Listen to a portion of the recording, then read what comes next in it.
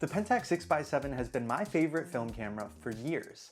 It's incredibly easy to shoot with, it has super sharp, fast glass stopping down to 2.4, a maximum shutter speed of 1,000th of a second, and a pretty ergonomic body for a 6x7 medium format film camera. It's a huge SLR, so there's this sort of familiarity when shooting with it for the first time after shooting with 35mm cameras for a while, or jumping right in from a digital camera. And I've made almost all of my favorite pieces of personal work with the Pentax 6x7. The Pentax 6x7 has been such an extension of my vision for the past couple years. Anything that I think of, I can shoot with it. But what happens when that vision that I have can't be made with the Pentax 6x7? The Pentax 6x7 might always be my favorite film camera of all time, but it is not my favorite film camera right now. And that's when the Mamiya RB67 became my favorite film camera right now. Just like the Pentax 6x7, the Mamiya RB67 is a 6x7 medium format film camera, which means you get 10 shots per roll. I've talked about this camera a ton on the channel already. I've made a ton of videos in the studio featuring this camera. This actually was my first film camera of all time. Not this specific Mamiya, but I got a Mamiya RB67 as my first film camera. I saw people shooting peel apart pack film online, and that's all I wanted to shoot. So I bought this camera to shoot it. Luckily, the camera store in Raleigh I bought this from begged me to shoot a roll of Portra 160 in a 120 back with this camera instead of just shooting instant film, and I fell in love with it. The rest is history. Now we're here. My Mamiya RB67 that I'm using right now is the Pro SD version of the camera. It's the last version they made. This one came out in 1990.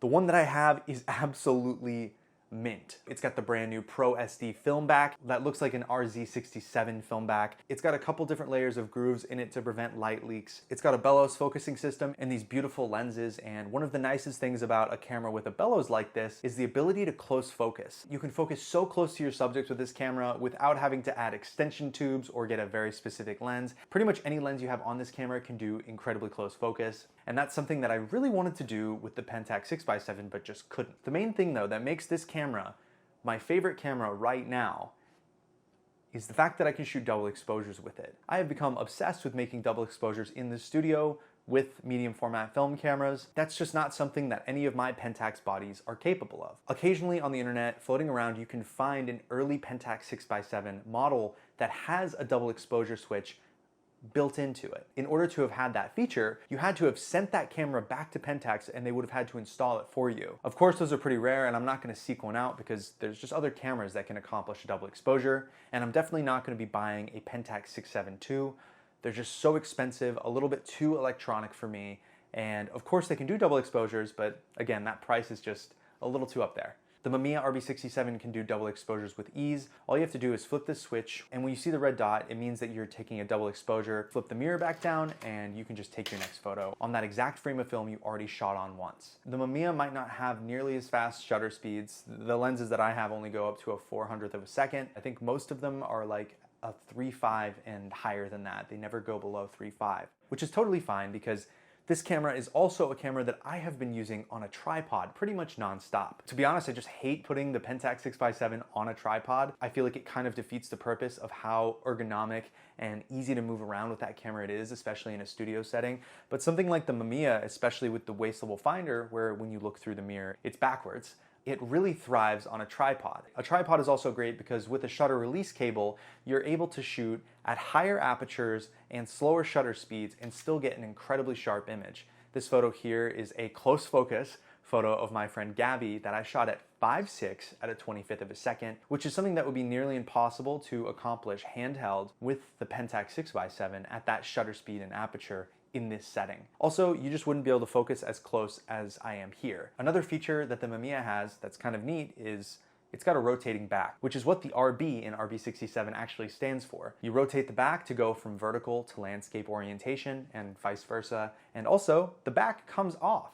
The back coming off means that you can put another back on there, and it doesn't have to be a 120 film back. I used to own a instant film back for it for peel apart film, which I talked about earlier in the video. This film is now $150 per pack. I've got plenty of videos on that film on the channel. I'll link them down below. You shoot a frame on peel apart film, you pull it out of the camera, you peel it, it is gorgeous. It's not too expensive. Who's to say you can't shoot Instax film with this camera? Well, is there a film back for it? There was never one made by Mamiya because I don't think Mamiya was even around when Instax kind of came into the game. But in the last couple years, there have been plenty of people making custom Instax backs for medium format cameras. One of them being the Frankenstacks back. I've had the Frankenstacks back since January, and it has become an absolutely essential part to my studio workflow. And I think that's part of the reason why I'm just obsessed with using the Mamiya in the studio to begin with. If you're shooting color Instax square film, it's 800 speed. I love putting 800 speed in my 120 back, so I've genuinely just spent the last couple months shooting these concepts that I have in my head on Instax film, seeing them immediately, switching the back over to my 120 back, and then just nailing it on 120 film after knowing that I could accomplish it on Instax film. No need to change the settings or anything because the Instax film is 800 speed and the 120 film is 800 speed. You just dial it in on Instax and then you shoot it on 120. It's been one of the most fulfilling, special parts of my photography journey in the last couple months is just shooting all of these Instax photos with a medium format camera with incredible glass and manual shutter speeds. I literally have these books of my instant film photos that I can flip through and just see this physical portfolio of photos before I even get the 120 film back. It's just it's so amazing. These complex double exposures I've been setting out to make have become infinitely easier to make because I'm able to pre-visualize and test the double exposure on instant film, see it immediately, and then shoot the exact same double exposure on medium format film with the exact same settings and the exact same camera I just tested it with. For instance, last week I shot a double exposure of my friend Bex where I wanted to have her standing on the floor and on the ceiling standing in this curved projection. And so what I did is I shot the first exposure of her on the ground in this sort of curved light on the wall, and then I took my tripod apart, the ball head and the stand, and I put it into a C-stand upside down and lined it up perfectly and shot the second part of the exposure upside down. First I tested it on Instax film and it turned out like amazing. And then after that, I shot it on 120 film, I shot it on Cinestill BWXX, really beautiful black and white film, pushed it 2 stops, and it came out absolutely perfect. That's what I mean. It's like this complex idea that I had, I was able to like make sure I wasn't out of my mind for trying it on instant film, and then I shot it on like real medium format film, and that's just so amazing. The last thing that's been really cool is that I had these custom inserts made for the Mamiya's viewfinder that put just a plus sign or an X in the middle of the viewfinder. Sam at Frankenstacks actually 3D printed them for me, and I talk about them quite a bit in my double exposure video, but just having them inside of the viewfinder to kind of help me pre-visualize precision symmetry and having these different parts of the frame that I can remember that I shot, and then for the second part of the double exposure, put my subject in the next part of it. That's been so cool to have with this camera.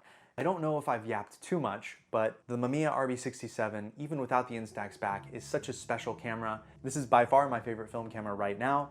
I'm going to continue shooting with it and using it in my videos, and I hope you found this video interesting. I want to end this video by just sharing a collection of my favorite photos on the screen and let you guys just enjoy some of these images I've made. Thank you so much for watching, by the way. I'll see you guys next week. Peace.